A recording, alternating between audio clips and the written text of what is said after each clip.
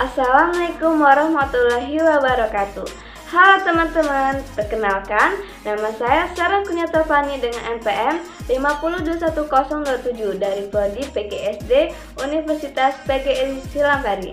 Pada kesempatan kali ini, saya akan membahas materi mengenai tentang konsep dasar kurikulum. Mari simak video berikut ini. Yang pertama, ada pengertian kurikulum.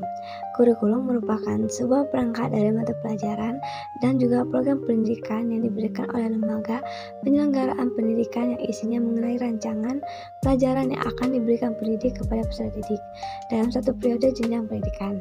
Kurikulum ini tidak sembarang dibuat, namun disesuaikan pada keadaan dan kemampuan setiap jenjang pendidikan serta kebutuhan lapangan kerja. Mengenai pengertian kurikulum, banyak sekali pendapat-pendapat yang diungkapkan oleh para ahli. Di antaranya yaitu menurut KERJF 1968, kurikulum merupakan seluruh pembelajaran yang dirancang dan dilakukan secara individu maupun kelompok, baik di dalam sekolah maupun di luar sekolah. Menurut Dr. Cici Wijaya JKK, mengartikan kurikulum dalam arti luasnya ini meliputi keseluruhan program dan kehidupan di dalam sekolah. Menurut Undang-Undang Nomor 20 Tahun 2003, kurikulum merupakan seperangkat rencana dan sebuah pengaturan berkaitan dengan tujuan, isi, bahan ajar, dan cara digunakan sebagai pedoman dalam penyelenggaraan kegiatan pembelajaran untuk mencapai sebuah tujuan pendidikan nasional. Selanjutnya, pengertian telaah kurikulum. Telaah merupakan seperangkat rencana dan pengaturan tentang kompetensi dan hasil belajar yang harus dicapai siswa, lalu penilaian kegiatan belajar mengajar, dan pemberdayaan sumber daya pendidikan dalam pengembangan kurikulum. Telaah kurikulum dapat menjadi pedoman untuk merancang, melaksanakan, dan mengevaluasi hasil kegiatan pembelajaran. Selanjutnya, prinsip kurikulum. Prinsip-prinsip kurikulum yaitu 1. Relevansi. Secara internal, kurikulum memiliki relevansi antara komponen kurikulum atau tujuan, bahan, strategi, organisasi, dan evaluasi. Secara eksternal, komponen itu memiliki relevansi dan tuntutan sains dan teknologi atau relevansi epistemologis, tuntutan dan potensi siswa atau relevansi psikologis, serta tuntutan dan kebutuhan pengembangan masyarakat atau relevansi sosiologis. Yang kedua, fleksibilitas. Pengembangan kurikulum berupaya agar hasil fleksibel dan fleksibel dalam implementasinya, memungkinkan penyesuaian berdasarkan situasi dan kondisi, tepat waktu, dan selalu berkembang, serta kemampuan dan latar belakang. Yang ketiga, kontinuitas. Kesinambungan dalam kurikulum, baik secara vertikal maupun secara horizontal. Pengalaman belajar yang disediakan kurikulum secara memperhatikan kesinambungan, baik di dalam tingkat kelas maupun antar jenjang pendidikan. Selanjutnya, tujuan kurikulum. Tujuan kurikulum yaitu sebagai alat pendidikan untuk menghasilkan siswa yang berintegrasi.